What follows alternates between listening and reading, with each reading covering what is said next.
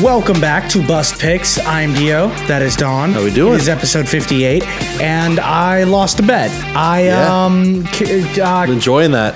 It's looking real good, boy. That sweater's looking real nice. Canada won the Four Nation face-off. Yeah. I'm not happy about it. I wish I was more happy about it. I wish America won and capitalized on the goals that they should have done. Yeah, there was a lot in there that should have got through Bennington. Yeah, Bennington played out his mind in net. How many saves did that guy have? Like 50? I think he ended up in the 30s on the night, but in the if you take the first 3 minutes of overtime, the last 2 minutes of the third period, I would say a solid six, 7 saves that I could do off the top of my head that should have been in because of just the quality of shooter that was hitting those shots. There was moments where I was like, Austin Matthews is going to get this. He's the best goal scorer in the world right now. And was chasing 70 last season. Hand the puck to him pretty much. And it was, Bennington's anticipation was crazy. Meanwhile, McDavid is the best hockey player I've ever seen with my eyes. I didn't get to see Wayne Gretzky play. He's the best player in the NHL currently. He's incredible. Yes, without a doubt. He's so much faster and smarter and smooth. You could see the physical difference in McKinnon and McDavid's speed. McKinnon's also because there was a point because we were watching the game over at a bar together, and you can there was one point where the defense was just taking the puck back, normally just resetting, and McKinnon's closing speed, and you looked at me like, they're playing two different sports. It was just the complete difference in physical talent. Giggling and smiling the whole time. Oh, I was like, you were in I was your one Canada of jersey. 2 people in that entire bar wearing red, and it was a great feeling. And you were getting booed, but you were so happy. You were smiling. You were apologizing. You're like, I'm sorry, we're so good at hockey, guys. Oh, that was like one of my first times getting booed out of a bar, out of a restaurant, out of anything. I was jealous, and it felt great because I was just talking smack as we walked down the street. I was genuinely like, this is a great moment. It was a wonderful time. I'm at the point now though where I'm rewatching the game. It was a fantastic game. Yes, 3-2 overtime game. I do have a question for you. Okay. Do you think that this Four Nation face-off ultimately was good or bad for the sport of hockey? I think it was great. It brought more eyes to the product than I think regular season and playoffs typically do. Yeah. A lot of newer fans, and I think having it be a mini Olympics essentially kind of built a lot of that. And I know we're getting, it's the World Cup or the Olympics next. I think it's the Olympics next year. 2 years World Cup, and then another 2 years after that, another Four Nation. Yeah. So I think having it kind of that national part kind of builds you up for the bigger audiences later. I'm really, it's crazy. I've never been excited for the Winter Olympics. It's something I'll turn on to watch someone hit the snowboard or skiing. Yeah. It's a very casually watched compared to the summer. This hockey feud, and not only them, but now Russia's going to be involved, and all these other teams that didn't really get a shot. It's the Olympics. I think the Four Nation face-off, I'm not trying to discredit it. It's an all-star game, whatever. Cool. I did discredit it. I know. It's like you just undercut it. It's like I understand Americans are coping very hard right now. It's I get tough, dude. We lose. We don't usually lose. Especially a big politically meaning game too. Yeah, it was. That was a crazy. There was a lot of people on Facebook doing a lot of retweets, a lot of re-uploads. The Olympics is something I'm really, really excited to look forward to. Something I'm going to be really tapped into, and something we're going to talk about next year when it starts coming around. That's great. And speaking of Olympics, I warned you this is going to be the exact same rerun as 2010's Olympics. You did. The only difference was Crosby didn't hit the golden goal, McDavid did. They really tried to get Crosby to have that moment. Oh, they were trying to get Crosby any point possible. Yeah. Which I love though. So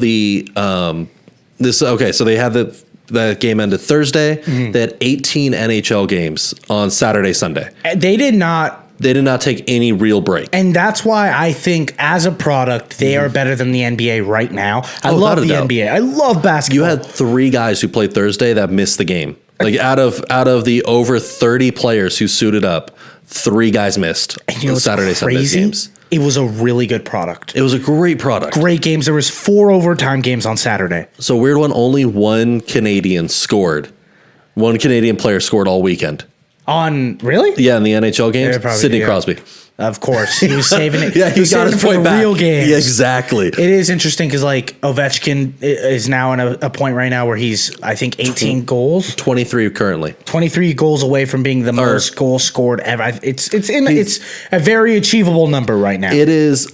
The odds are already great for this season. He is currently 11. As of 2 hours ago, he is 11 goals away from tying Gretzky.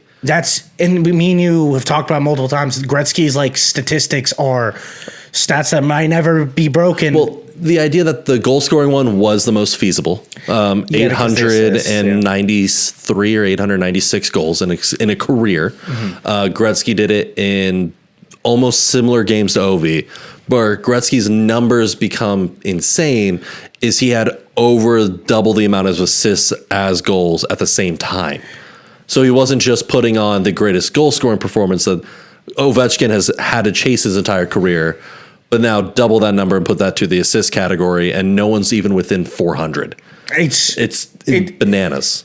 How much of that, though, are you like, that's just a stat of a guy who's played the sport a long time? I feel like guys like Ovechkin, guys like Crosby, guys like LeBron James kind of get those shots because they played so long that people kind of undercut the fact that they scored so many points. I think it's super impressive to be in a sport that long and play at that high of a level and break these records. I think it's extremely impressive because, like, to be a top-level athlete for that kind of career length, no matter what decade, is one of the most difficult things on a human body. The fact that you have LeBron or you have Ovi playing into their 40s at a high-impact 82-game seasons.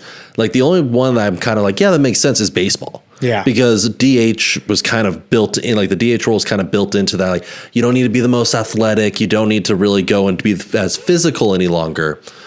But you can still be a part of the game and just focus on one specific trait. And just handle it. It's the idea that there's 40-year-olds now who are, and even back in the 80s, like there's guys who are able just to be those genetic freaks and keep themselves in that level of conditioning.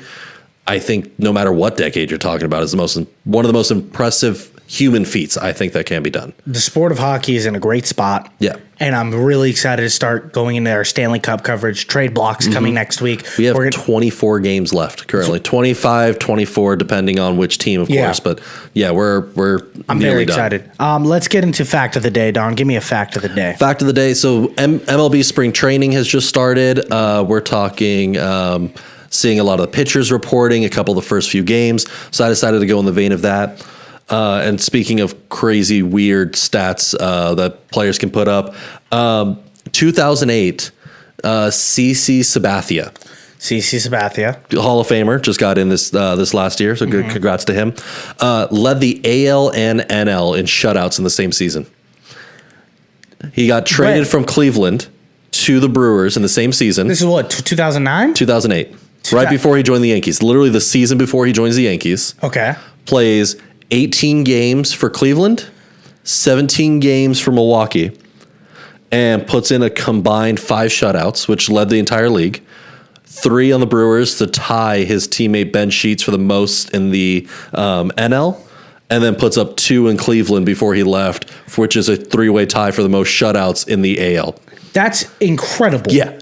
35 games, highest amount of his career too, starting. Right after that, did he just get a ridiculous contract? That's where he went to the Yankees and got like the World Series run and everything.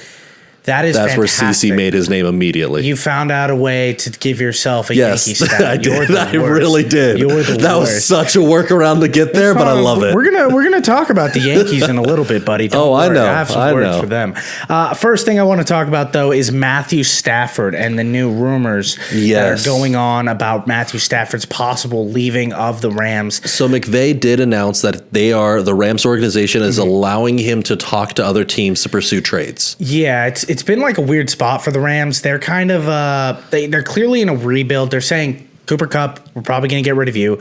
Matthew Stafford, probably going to get rid of you. They're trying to go younger. Matthew Stafford has clearly said, hey, I feel like I'm still one of the top 10 quarterbacks in this league. I still feel like I can get another payday. Yeah. Apparently, he's asking for $50 million. That's the minimum number. Yeah. He apparently wants numbers like 60. He wants Dak Prescott numbers is what he's really striving for. I mean, he still has the arm talent. Like the decision making and the physicality is still there.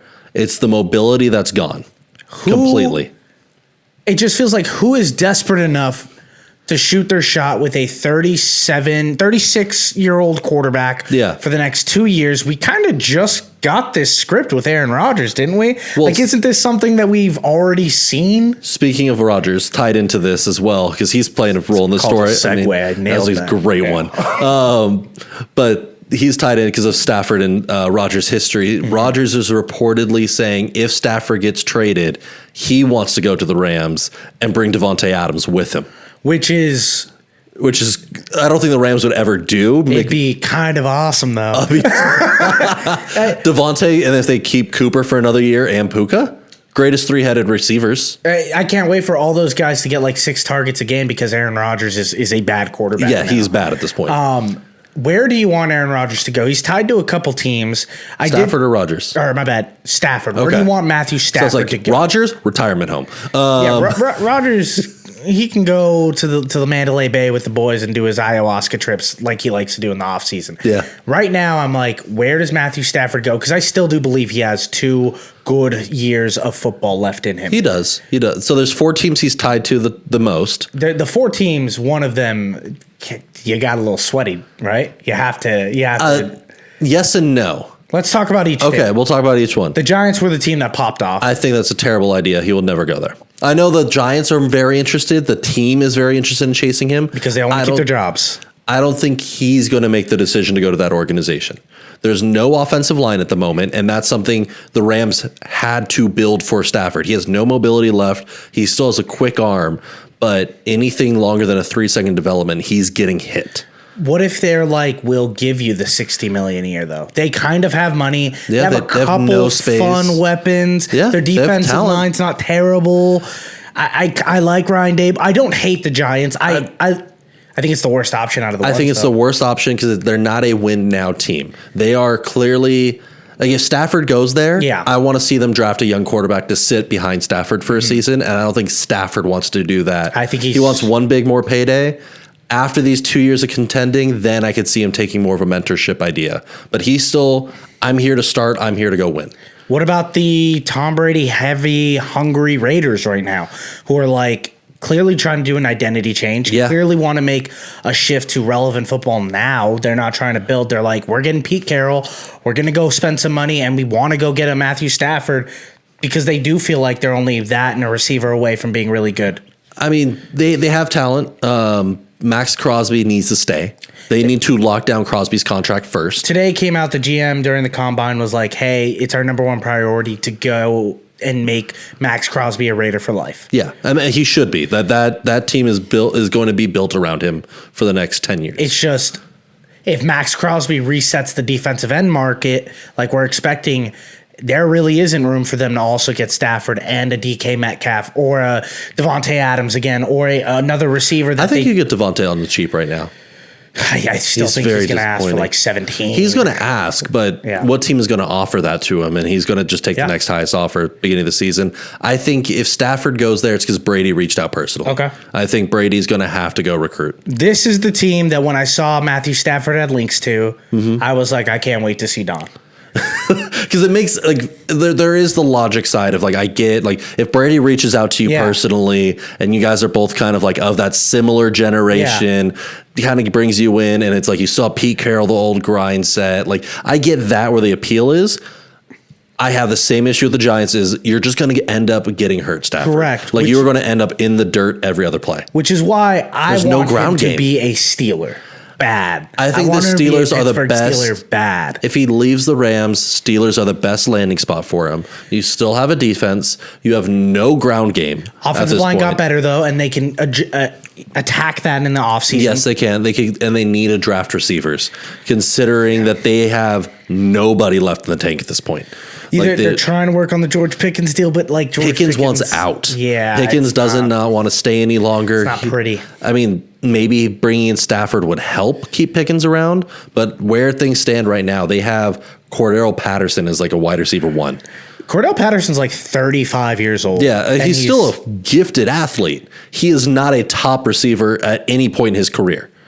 He's a gadget guy who is one of the best gadget guys. He is a returner. He's a running back. He can do everything for you, but he's not going to be the best at anything. I'm afraid that Cordell Patterson's going to be one of those players that kind of gets lost to the sands of time of like how good he was. He's going to be one of the best trivia questions. I think so. In 10 years. I think there's going to be a point where people are in a bar and they're going to be like, who returned the 109 kick return from the Vikings? They're going to be like, that's Cordell Patterson. What's his name? What's his name? Yeah. Which I hope they don't forget about him to that extent. Special place in my heart for guys like that.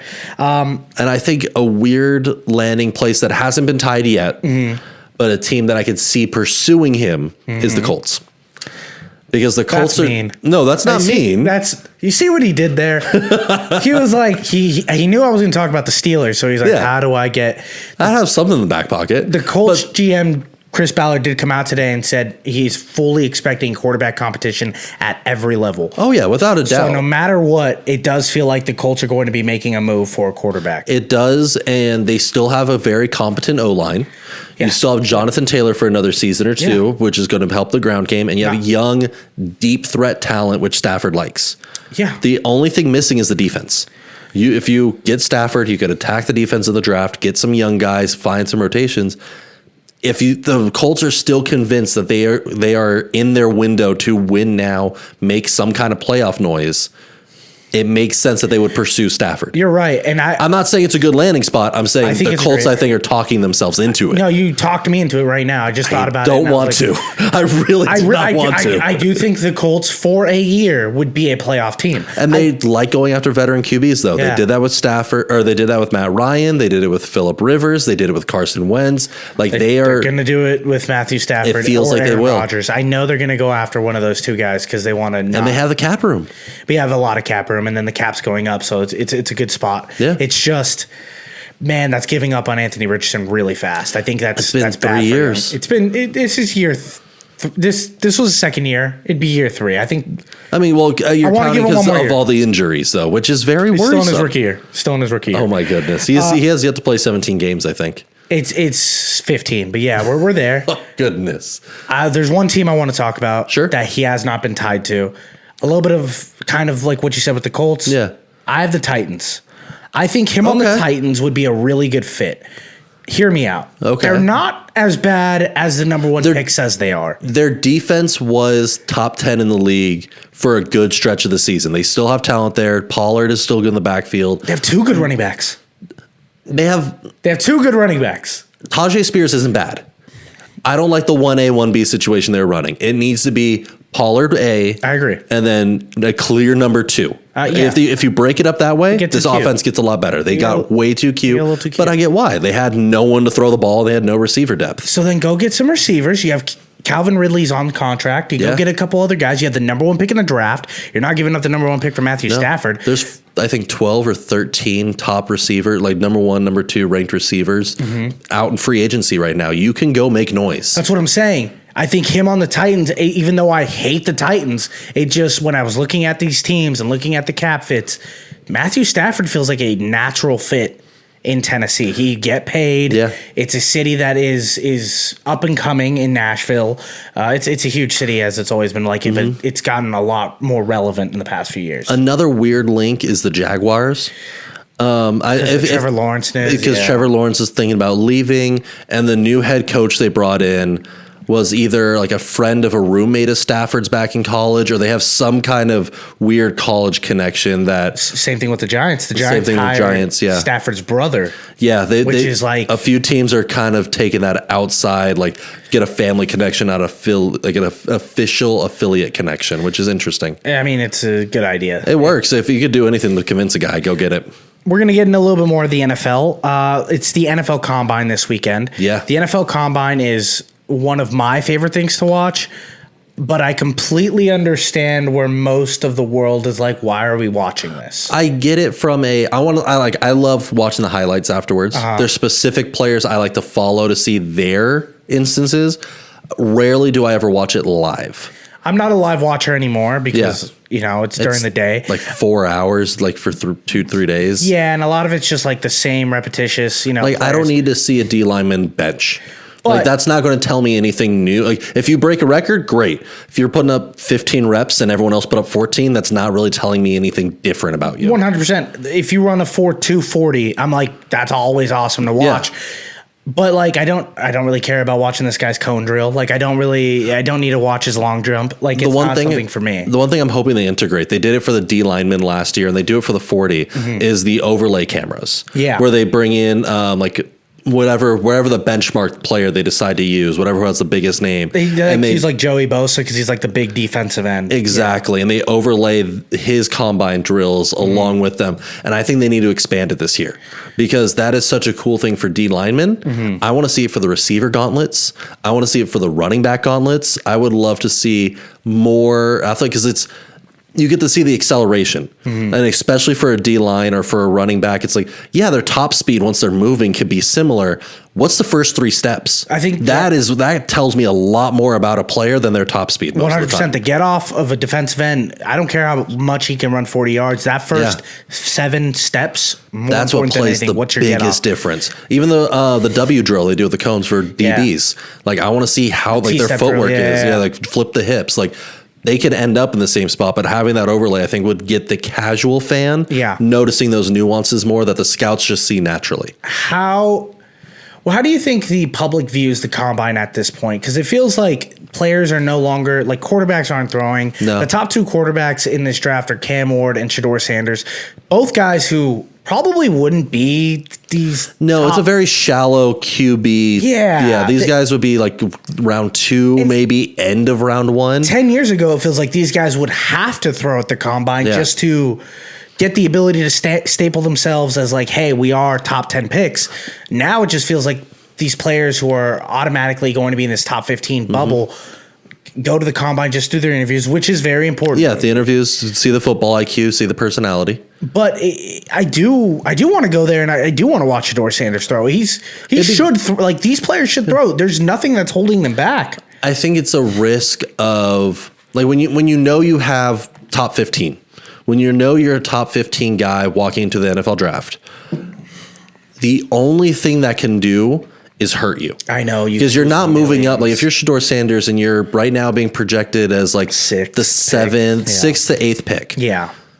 There's no moving up from that. You kind of know where those first 5 teams are going to be. The only thing you're hoping for is, hey, maybe if the Raiders are desperate enough for a QB, they're going to move up. And that's out of your control. Or the Titans. The Titans can go get you. So the only thing you can do by if you have a great a great combine day, great combine weekend, you stay the same.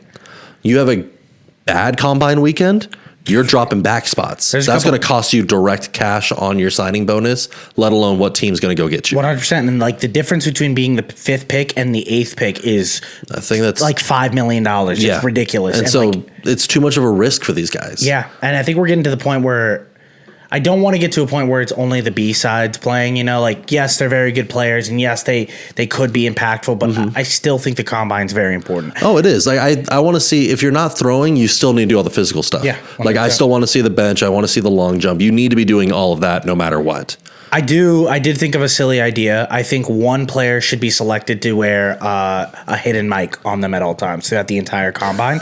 That'd be fun. Fans get to vote beforehand what player they put the hidden mic on, and then we just follow that player for the entire duration each day. So like the quarterback throwing days, fans get to vote. All right, Jackson Dart. We're following Jackson Dart the whole day. I think that'd be great because it would buy that interest in with fan bases. Also, it'd be good for like these players who are trying to get into the first round, like Jackson Dart or like Brady Cozen, who's from Missouri, who's like really wants to get into the first round, really working his butt off to like get some teams to buy him in. Yeah. If you can get some fan love from you that's like, I watched this guy play at the combine the whole day, he seems like a really nice guy, we're in, or just a character. Yeah, like fans do advocate and like they do make enough noise where teams will listen once in a while. Xavier Legette last year on the Panthers got drafted in the first round purely based off his like Southern charm. Like it was crazy.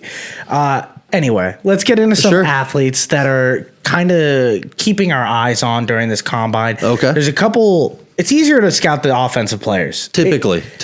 I only have a couple defensive players, I'll be honest. Sure. There's one in specific that I'm really watching. Is it James Pierce? No, it is Xavier Watts out of Notre Dame. Okay. And like as a safety, because I mean, like he impressed me because I was here. Like we went to the national championship. I was a big Notre Dame advocate entering college football playoffs.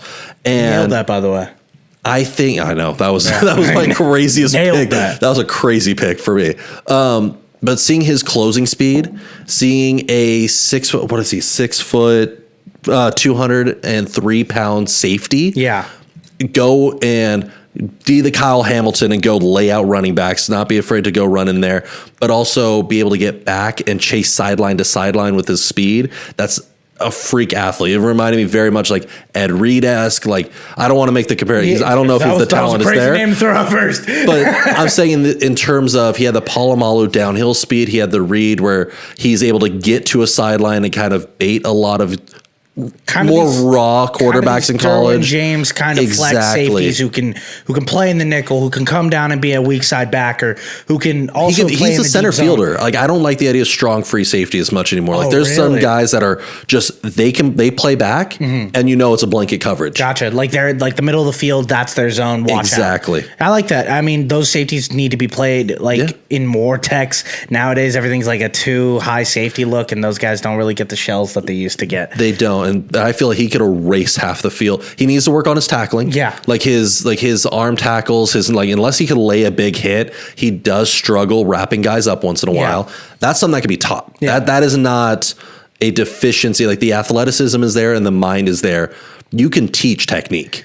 I'm at the same point with you with another player. James Pierce is the one I was talking about earlier. He was a consensus the pass rusher of this draft, where before this football season, everyone was like, this guy is probably going to be a top 3 pick in the draft. He had a slower season at Texas A&M, didn't have the sack output, didn't really have the performance, even though the team had a pretty good year. Yeah, A&M had a top-ranked year. He's now kind of like slidden down draft boards because he's a freak athlete, but he doesn't have freak moves. And if this combine goes bad for him, where he doesn't have that freak athlete label on him, a lot of teams are going to write him completely off his draft board because he does have personal issues also. I'm going to tie in one other Texas A&M D lineman into this with Shermer Stewart, because he's kind of falling into that same category right now where he had no production in 3 years in A&M. Yeah. Like, I think he had over 3 seasons, 4.5 sacks. But he was like a 5-star, right? He was a 5-star. Yeah. He is a big dude, and he can sprint. And if you can teach technique, I think I think a couple greedy teams like a Tampa Bay who are like they need like guys. He feels like a Tampa Bay Buccaneer. It's like, we could work with him, it's the most boomer. But like, those two guys are the most boomer bust defensive candidates right now, because that's exactly what the combine is. Like, it shows you, like, all right, are these players, especially when you get them in the meetings, are these players someone that we can continue to grow and teach them, or are they a finished product already and this is the best we're going to get out of them, or are they just not going to be a fit in our program? Not saying they're bad players, but there are some franchises, I know the Colts are very big on it, where they're just like, you just don't fit our locker room culture, we don't want you here, which can be bad. Team identity means a lot, though. Like, because you need somebody who's going to gel. You don't want guys fighting on the field. No, not at all. I have a couple others. I do want to get into the quarterbacks real quick. Okay. Because it's quarterbacks. Yeah, sexiest position. Jackson Dart, I said his name, Ole Miss quarterback, is slowly cheating his way into the first round. Cheating? He is. Quinn Ewers, the Texas quarterback who... Yeah, he officially is going to throw. That made breaking news, was he's going to throw. Both those guys are throwing, along with Jalen Milroe, who, if you've listened to this show, know that I'm kind of a Jalen Milroe fan. I think he does a lot of things that Jalen Hurts does. I know they both went to Alabama. They're both big bodies. They're both strong as hell. They're both crazy athletes, and they both have light up arms. It's just accuracy. I think some teams, if he's able to light it up and show how physical and how dominant of an athlete he is, and show off that cannon, he can wiggle his way into this first round. He can kind of Anthony Richards himself. There's a few guys who are on that fringe. One I like is Kyle McCord out of Syracuse. I love that. Big vertical arm, big body hoss of a kid, 6'2", 225 as a quarterback. And his story is amazing. Going from Ohio State, and Ohio State was like, this guy's terrible. He's a bum. And now they did win a championship with another guy? Sure. Kyle McCord went to Syracuse and gave Syracuse the best football season they've had in 10 years. Yeah, it was great to see. The one thing is his footwork. Yeah. That still needs a lot of work. He's still a big dude, but if if a team could teach him that, I think I could see him creeping into that back of first, kind of top of second. I think Kyle McCord is like at worst a reliable backup in this. Yeah. Like I think he can be like a really fun, even like a Nick Folesian-esque type guy. Like I think he's really, really good and he does everything right. I just don't know if he has that special wow factor that makes NFL teams go get a guy in the first round. I would like to see some more athleticism here and there, some more like movement out of the pocket. But I mean, like for his size, I think he could like lay a hit. Yeah. But I think the arm talent, like you see a big dude like that, like, and if he shows a little bit of speed, teams are going to be like, we could turn him into Josh Allen. There's another player, two of them, tight ends. I think this is a tight end, like a beaut of a draft for tight end. This is a deep one. Going from the Penn State kid who won the award, Tyler Warren, who's probably going to end up being a top 10 pick is now what they're projecting him. Colston Loveland, who reminds me of like a Jason Witten-esque player who runs these quick little zone routes, and I know exactly what he's going to be doing in the NFL. He's a dynamic athlete. He's going to be someone's favorite safety net. Those guys aren't even the guys that I'm most excited to see. There's these guys.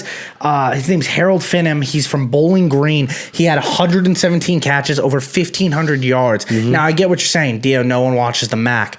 If you watched this guy, he is one of the most dynamic tight ends you've ever watched in college football. I mean, doing things that running backs do. Catching screen routes 3 yards behind the line of scrimmage, bulldozing people, and running full sprint fest all the way to the end zone. I'm so excited. I think he can be like a game breaker. Now, he did play MAC teams, so his speed, his route running, all this has to be tested at the combine. Yes, you need to see it live. If he can nail it the way he did at the Senior Bowl a few weeks ago, I do believe this guy can be like a high second round pick, maybe creep into the end of that first. That's the nice part about some tight ends is you can find like some like diamonds in the rough real easy from smaller schools. And tight ends can open up a lot of stuff for your offense. Oh yeah, I mean, Ravens are the perfect example. They'll just find them. Well, there's a reason we run two tight end sets almost consistently. Is it keeps defenses honest. Yeah, it's a really cool method of like how they play. You got any more guys? I got one more. Last one I do, and it's just because I think if he goes to the team, I think he's going to. This is going to be real interesting for this season. Cam Skibbo out of ASU. Cam Scattaboo. I cannot say Scattaboo with a straight face. It's not a normal name. It's not. So I always try to say like something like just try to add like a little enunciation or try to.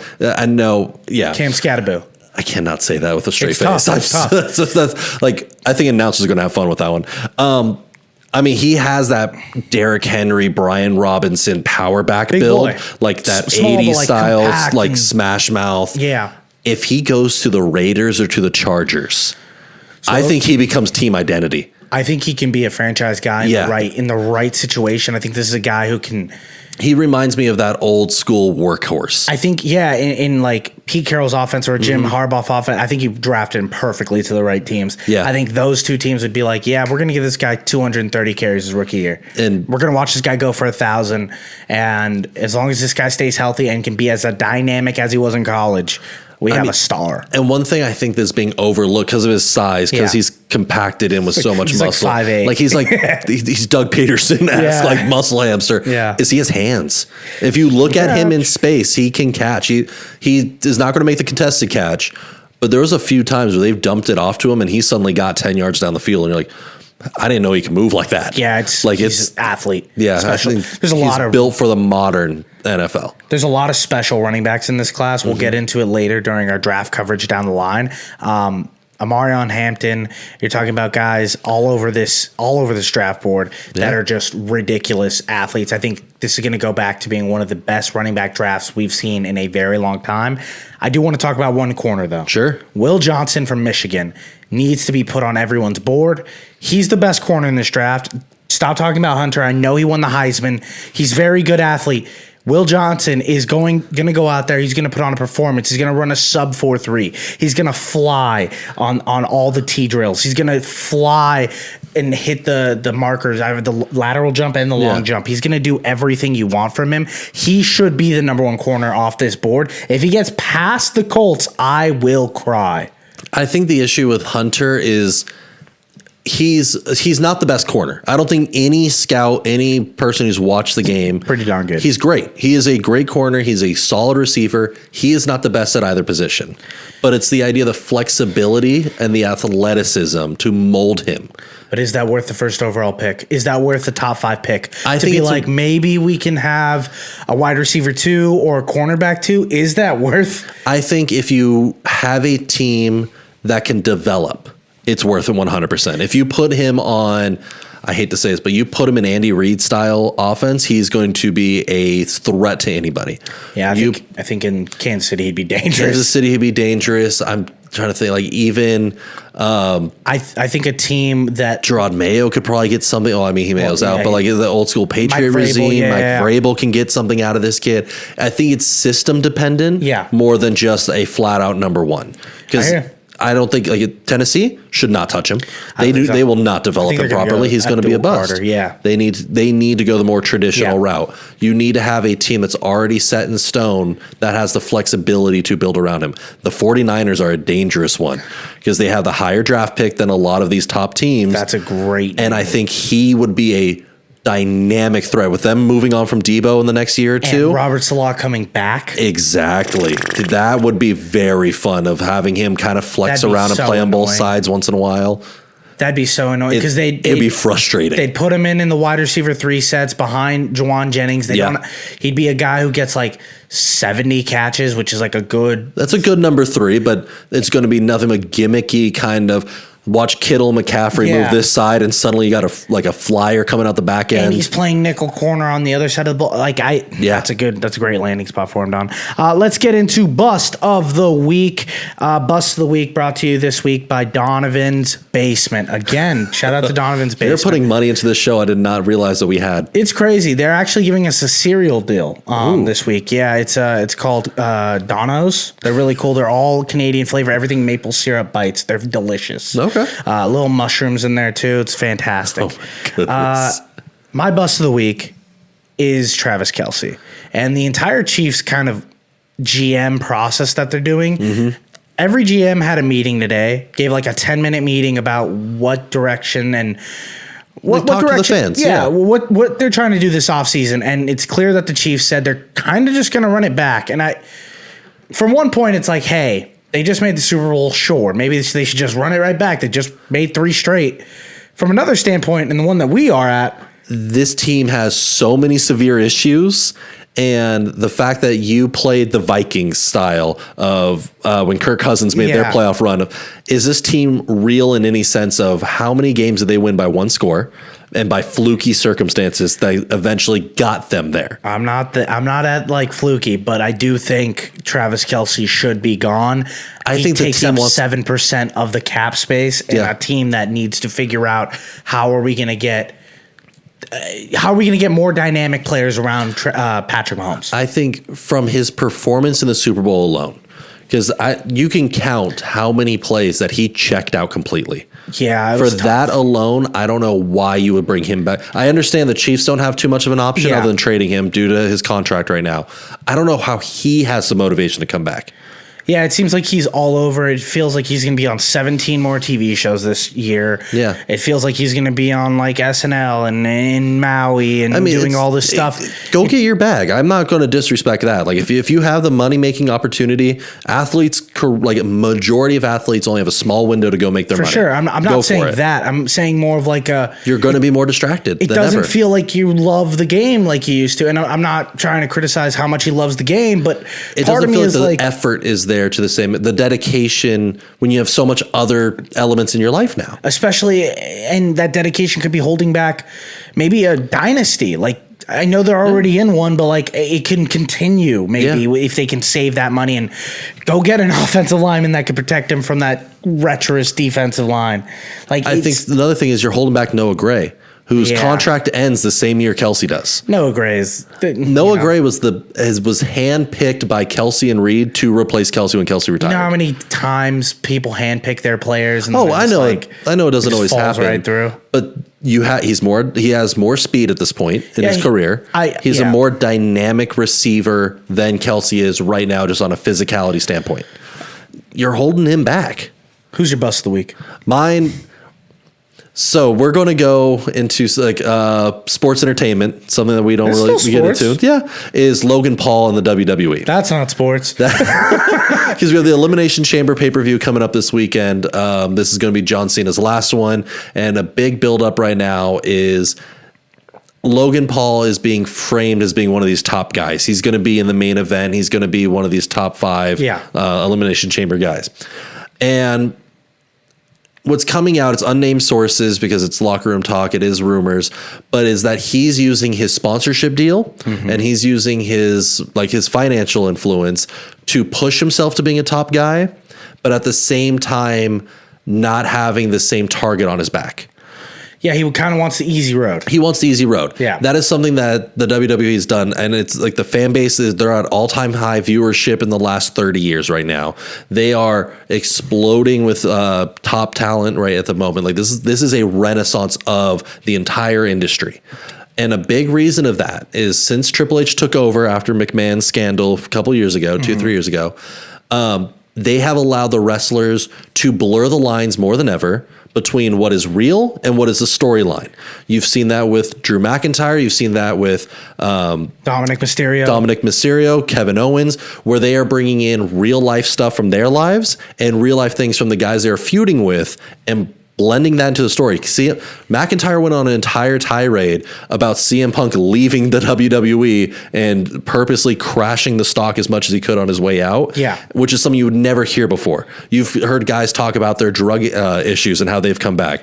Dominic Mysterio literally talking about how his dad wasn't there. And creating a feud with his own father on national and airing out those kind of personal issues. And it's opened up like fans to be like, oh, these people aren't just like juggernauts. They're relatable people. Like exactly. They're not just these mythical beasts like they were in, the late 90s and early 2000s. Yeah, they're fallible. They're more human than ever. Yeah. And that's where my issue with Logan Paul is right now. Yeah. Is if you watch anything he's done feud-wise, and especially last night's Monday Night Raw, like last night for us, it is more evident than ever that he or someone backstage, and it's being rumored that it's him pushing it because of the financial influence, is being treated with kitty gloves.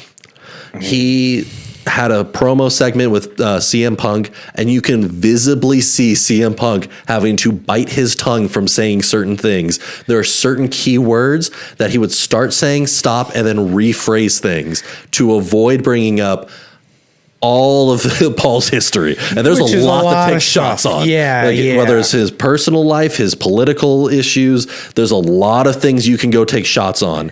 And they are avoiding every bit of it. Do you think your issue with it, though, is mainly because you feel like they're cheating the fans? Less about the person and more of like why does this guy get to get a shortcut? Because now, like you said, I've heard these guys' story about drug addiction, battling the day ins and day outs of being in the WWE. It's a hard life. It's a hard life. You don't get an off season. And this guy who's like in is Puerto already Rico, a part-timer. He's already a part-timer. On top of that, you are now being treated completely different than everyone else, but you're still talking and you're still being set up to be the new face of the company. Meanwhile, there's guys who have been in the company for decades, and they're just like, yeah, this is the job. Like, I get mad too. Yeah, that is because it feels like it's cheapening the product. No, like you are in an all-time, because when he was just a mid-card guy, like you would have just one crazy pay-per-view match every 4 months. Fine. Fans could overlook a lot of the other issues because you're just going to do a big stunt. It's going to look like a car crash and we can move on. If you're trying to frame yourself as, I want to be a top champion, I want to be like the guy who's on every poster, the guy whose face is on every single pay-per-view, like pre-game buy, you need to be treated the same. I think we're at a point now with the WWE where they're at such a high. Yes. They need to figure out a way to keep this momentum going. And it does feel like they're at the point where Logan Paul might need to step on the back burners. He is now no longer even in the top 20 of the most entertaining guys on their roster. He is not even close. I don't think he's even a top 10 merch seller anymore. Joe Hendry's not even part of the company, but when he came out, he gets a bigger pop than Logan Paul ever did. And I think that's a wrestling issue. Because Joe Hendry is amazing. Like he was literally, if you see his TNA segment the other night where he was talking about his experience in the Royal Rumble, that was awesome. Shout out world champion Joe Hendry. Dog. But my issue with Logan Paul is when Hendry comes out, big pop, fans cheer. Mm-hmm. When Dominic Mysterio comes out, people boo so much that it's hard to hear him because you're buying into the character. You're supposed to hate the villain. You see a shift right now with Logan Paul is it's not just a boo, and the minute he starts talking, you boo a little bit louder to mess with him. But you can see people enjoying themselves. Mm-hmm. It is actual vitriol towards him. There's a big push on the online segment to just not make a noise at all when he comes out. So, to purposely get him fired. Indifference is worse in WWE than even hatred, right? Yes, because you can hate a villain. That's the point. Is you want these villains to be hated. No. If it's indifference, that means the fans don't care about it. So what do you want after this? I know his contract's up at the end of this year. Yes. Do you want them to void the contract and maybe move to another direction? Because he does bring a lot of eyes. He does bring a lot of eyes. If you're going to keep him on the roster, with all the warts and all that he brings, you cannot have him be a top guy. And if you want to try to push him as the Brock Lesnar-esque, like just comes out and does a big show once in a while, you need to treat him like everybody else. What if they start treating him more like The Miz, where he's like the kind jokey, of comedic, but like still has like. But even then, The Miz takes shots on like how he came up through the real world, reality television before he came in. Yeah, like Miz is the first one to bring up his past. You just don't like the fact that they're not allowed to really get into him about what he's. No, because especially when you see. Like the big draw was this Drew McIntyre, CM Punk a few months ago. Yeah. If you haven't seen those segments, McIntyre went in about his family. They started bringing up kids involved into it about like their relationship issues. CM Punk's like cheating issues when he like allegedly in the WWE. Like they went into real comments. Yeah. The most you get out of the CM Punk Logan Paul one is he's like, oh, you're just here part-time and your brother's a dork. And it's like you feel the difference. Like this feels more like I know wrestling's predetermined. This feels more fake than ever. That's tough. Yeah, it is. It's a tough watch, and I feel it's active. Like if they push him further, it's going to actively lose fans at this point. Your bust of the week was way better than mine this week. Well, I think it's just I'm a more vitriol and hatred, more passion to this topic. Don't like Logan Paul though. I don't like him as a person. I saw the appeal of having. Have you ever had a Prime energy drink? No. Okay, well, we're going to get that in your body. The idea that they're selling caffeine to children was scary to me. That is just wrong. Let's get into the next topic. It's actually about you, Don. It's about Aaron Boone getting re-signed to the Yankees for another 2 years on his contract. Yes. There's a lot of hatred towards Aaron Boone in the Yankees community for being really good at his job. He is the longest running GM. Or longest running manager, my apologies, in Yankee history without a World Series ring. He was the first manager to make it to year 6 without a World Series, first manager to make it to year 7, and now we are entering year 8 without a World Series ring. It's almost like we're setting a standard in the Yankees organization. I get the logic a little bit of he just made the World Series last year. And I understand like, hey, you have majority of the core. You're going to go pick up a couple pieces. Run it back for one more season and see if there's something there. I understand giving him the benefit of the doubt after making the World Series. Yeah. My issue is we fired Joe Girardi for being too hard on young guys. For not allowing the lazy play. He was seen as too strict and too like dictatorial in the locker room. Now we hire a guy the exact opposite where you lose a World Series because of those issues. That's where I'm like, he should be gone right then. But that's exactly what franchises do, especially franchises that aren't confident in their decision. They 180. And they're like, oh, we made that decision way too quickly. That means the next guy we got to hold on to a little bit too long. Yeah. And you could see they're floundering. You could see the organization is trying. It doesn't know where the balance is right now. I'm a little bit on a different side of that. I think what's happening to Aaron Boone is a little bit more what was kind of happening with the Eagles head coach, not Kevin Stefanski, not Kyle Shanahan, but kind of still happening with Kyle Shanahan, where like there's these coordinators and coaches that get to a Super Bowl and lose, and they kind of get criticized because their shortcomings, but that doesn't mean they're bad at their job. They just haven't caught the breaks. It does with him. Because in his playoff record as a Yankees manager, it can't be that bad, right? 22 wins, 23 losses. That's not great. It's a losing record. It's not great. Where my issue is when he's playing AL Central teams, which is considered one of the lower divisions over the last 5-7 years. The AFC South. It's the AFC South. They are 15-4. They beat the snot out of them when they play them in the playoffs. Any other division, 7-19. 4 of those wins coming against the Oakland Athletics in a wild card round. Yeah. That's it. So the only way that they're making it back is if they face AL Central all the way through. So where do you sit right now? Do you want Aaron Boone to continue being this Yankees manager, or are you ready to say, let's go take a shot on another guy? Give him a couple months. Give him a couple months. You're willing to fire him during the season. I'm willing mid-season change. Oh, wow. You really don't want him. Yeah. I didn't know you didn't like If you're going to run him back for a couple of weeks, it's good. I want to see improvement out of the discipline of the team. I don't want to see sloppy field play. I don't want to see boneheaded mistakes again. I don't want to see Aaron Judge dropping a pop fly. If that happens again, like if you are around 500 and it is rough defense still, he's the problem. Boone's the problem. If the team comes out tight, they're winning record again. Like that means he's now taking control, and then let him run it through the season, see what happens. But if you see the same mistakes that you've had for 6 years, writing's on the wall. It's the manager. What does he need to do this year to save his job? I think he needs to make an NLCS. He needs to ALCS. He needs to make a pennant appearance. Run. He needs to. You think he needs to get to a World Series again? I think he needs to be not a full World Series, but like the CS. I think you need to make a run for that pennant. Okay, that's the only thing saving your career at this point with the Yankees. Keep it standard. Exactly. Okay, I like it. Greg Popovich is not.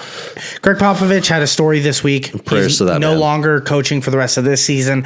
And in fact, the future of his coaching is up in the air, and no one really knows what's going to happen with him. He had a mild stroke in November in a pregame before the game started. He is recovering fine. He's just slow on the upkeep right now. He is 76 years old, He's so an old it makes sense.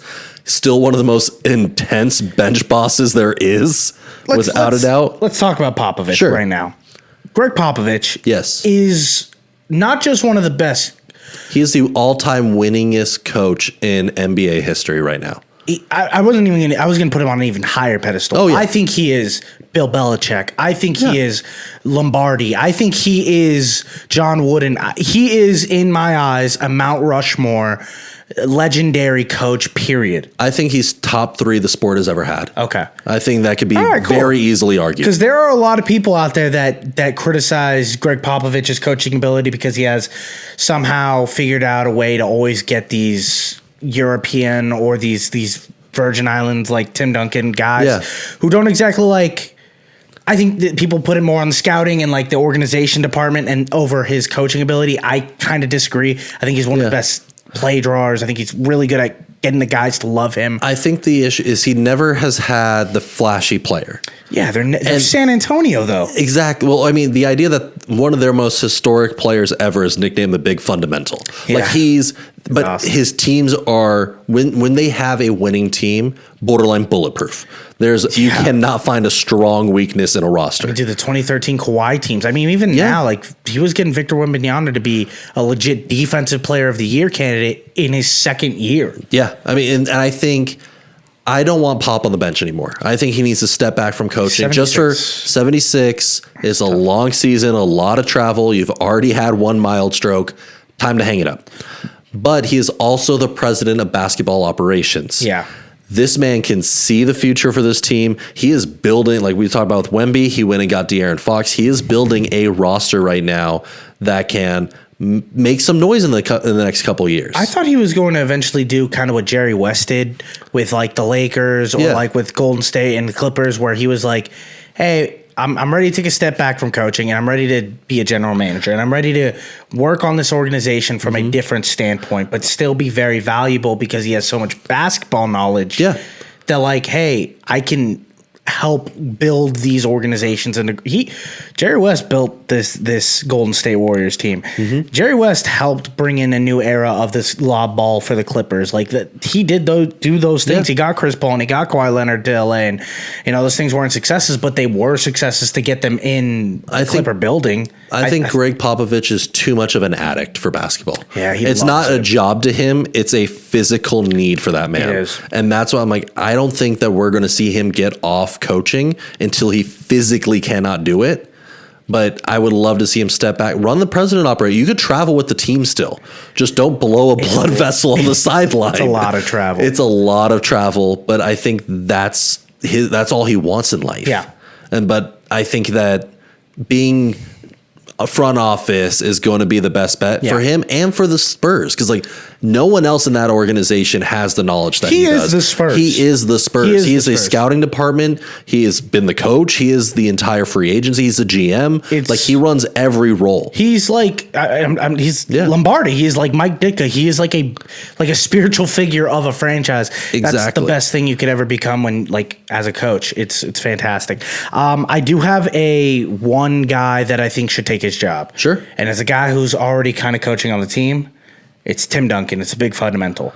I think that'd be very interesting because you're still going to get the spirit of Popovich in there. Correct. He's going to teach very similar. I think if anything, he's going to be a little bit more laid back because that's who Tim Duncan is he's very non-aggressive human. But he is in the coaching space already in the NBA where I feel like it's a natural It's a good handoff. It's nothing you have to sell the fans on. This fans will, no one's going to be like, oh man, we gave Tim Duncan the job. Exactly. And there's a reason Wemby's already a borderline, like top defensive. I would say all team, all NBA defensive player already. I'm drinking the Kool-Aid crazy. I think you could convince me he's a top 5 player in the NBA right now.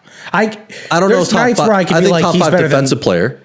I don't know if I'm full in top 5. Defense is so valuable in the defense league right is now incredibly no one does it at a exactly. high level. And I think having Duncan just take more control because he's bringing everybody in. Everything. Like he's bringing there's a reason that all those Spurs guys like Tony Parker, Ginobili, they're still around the team. Hang around the team. They do not leave. Like even though they're retired, they're there all the time. Like you keep that kind of purity to the team, you keep that kind of involvement by these top guys.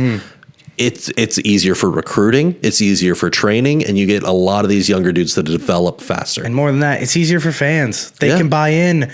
It's a product that they know, like, hey, we're not going to be the best team every single year, but we know every 5 years we have a window where we can actually compete at a high level. Yeah, and I think that's the best thing for the team right now. Let's get into question of the day. This question of the day is a little bit different. Sure. We did a little bit more homework today. The NHL is talking about expansions right now. Yeah, we just got the Kraken. We've gotten Utah over the last Utah 3-4 Hockey years. Club, right? Is that what they're Utah called? Hockey Club for now. They which is one thing I kind of like. I do give them credit is they have openly said since the beginning, since the team was founded, we are developing a fan base. Yeah. This is a filler name. At the end of our first season, fans are going to vote for it. We want the fan involvement. We want the city buy-in. I think that's how you ingratiate yourself into a city. My question to you is, I give you full absolute power. Yes. You are a multi-billionaire. Any organization has now allowed you to put a team in a city for any sport. What are you building? I built a nice little team in Montreal. In the NBA, I think the NBA is clearly trying to expand. Yeah. I think Montreal, it is the 9th biggest city in North America.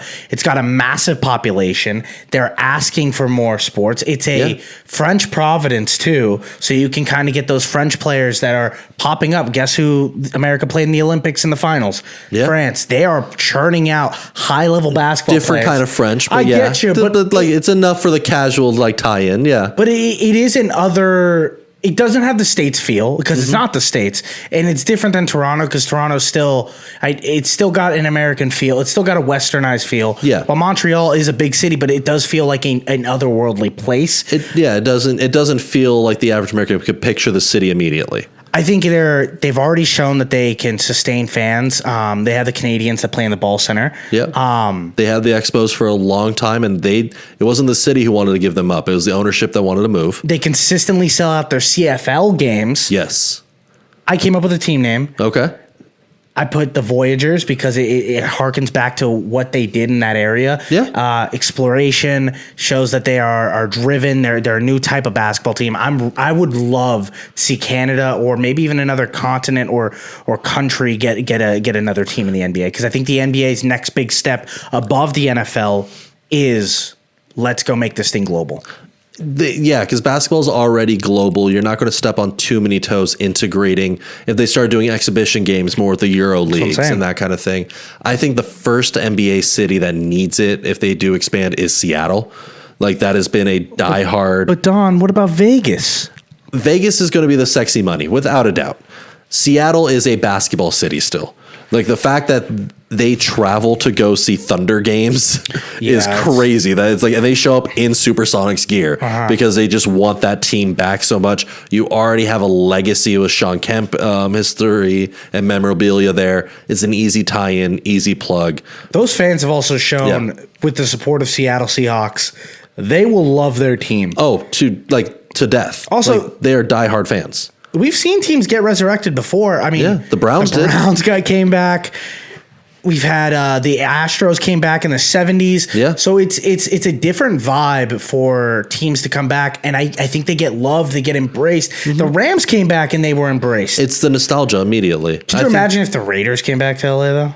No, that wouldn't work. I don't think. What? I don't think it would work with the Chargers and the Rams here already. No, I mean, three they both teams get would be booted crazy. out. One of them goes to Vegas, whatever. We'll send... It would burn the city down. It would burn the city down too quickly. If I got full control over anything, though, not even taking the easy answer, I would merge the NFL and CFL. I would make the NFL's that's not already. The easy answer. That's not the easy answer because the rule play is different. The men on the field dimensions. But the NFL has already showed a big interest in trying to integrate in other countries. We're getting an Ireland game this season. We are still going back to Brazil. We're getting a Scotland, German, and British football game. I think we have 6 international games this season. Yeah, we have all-time high in Germany. The Chargers open up in Brazil again this year.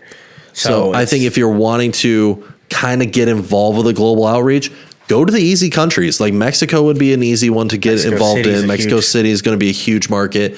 I'm just choosing Canada because you already have the foundations of football. It's not a foreign concept. You have 8 teams already playing consistently up there. Each one can go in a division. Each one could slot in easier because you already have the East-West split as well as they sell out their games consistently. The CFL diehards are there already. It's an easy merge to do if you want to go. Do we go full Savannah Bananas with their rules where we're just like, we're playing by Canadian football rules, or do they immediately have to adopt NFL games? Like, is it like... I think it would integrate in because I would love to see the NFL, like I would expand, like I don't know about expanding the field.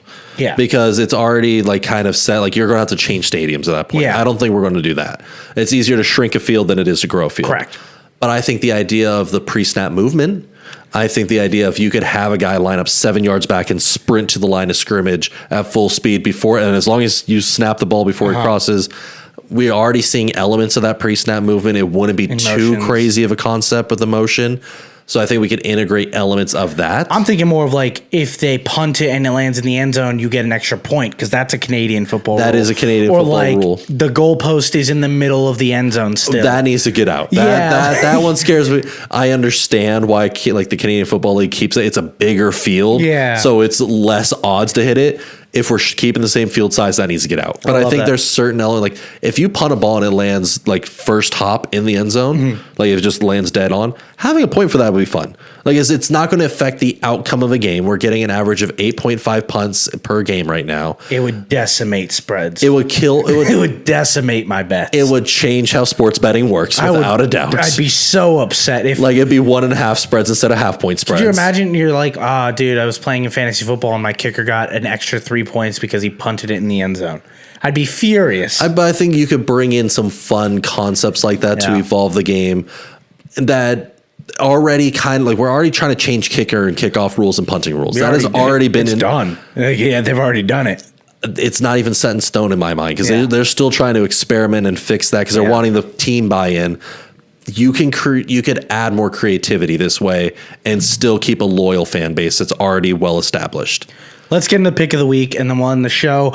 Pick of the week for me, I'm going to go into college basketball. Sure. I've been diving into it. I'm so excited for March. I took a few days off so I can watch the first 2 games of the tournament. Oh, I know. I'm glad you took only a few days and not the entire 2 weeks off again. I only took the first 2 days off. I usually take the first 4. It doesn't matter. Yeah. Anyway, Alabama, really good team, has lost 2 games. They're playing Tennessee, who has also only lost 2 games. SEC is the best basketball conference for the first time ever. They're playing this Saturday. Alabama is expected to be at best -3.5, but they're probably going to come in underdogs. Sure. I will take them at money line if they're underdogs. I will take them at any spread if they're over. I will take it up to 3.5. That's my line. Anything less than that, anything that goes over that, switch to Tennessee. Tennessee just had a really tough game today against LSU. They ended up breaking through, covered by 4.5. Yeah. Tough game. I love Alabama this week, though. Sounds good. Yeah. I'm chasing positive units again this week. Got to chase the plus signs, brother. Always got to chase the plus signs. We know we were talking about Ovechkin earlier. 24 games left in the season. He needs to average less than a half goal a game to break Gretzky's record by the end of the season. Are you chasing him? Oh, I think he's going to break it this year. Where the plus odds come in is certain books, BetMGM's the biggest right now, are offering odds on what team he ties Gretzky's record against. Right now, ties or beats it? Ties and beats it. Gotcha. And considering he just got a Hattie over the weekend, I think it's gonna he's right there. It's very doable. Less for him. than 20 games, right? Or he has 24 games, I believe, left. 24 games, and currently needs 11 goals. That is tough. That is very doable for this man. Where do you project him to get this done? So there's 3 odds I like the most. Okay. Plus 650 against the Blue Jackets. They play April 12th and 13th. Okay. So he has 2 games against them. If you take the team, it doesn't matter which game. You don't need to bet a specific one. If he breaks or ties during those 2, you hit. A little bit higher, plus 850.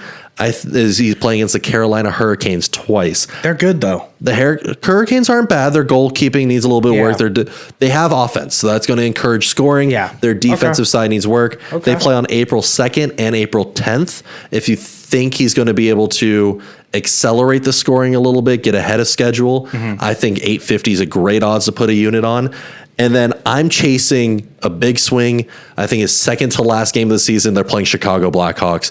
Dumpster fire of a season right now. It's a team that has a couple pieces that they are needing to grow. Bedard needs help. I think they're starting to give up on Bedard a little. I think they're like, he's still might not be the superstar that they thought he was going to be. He has just no one around him. He is putting up average star numbers right now with no one around him at all else a scoring threat. He's also only 20 years old. Exactly.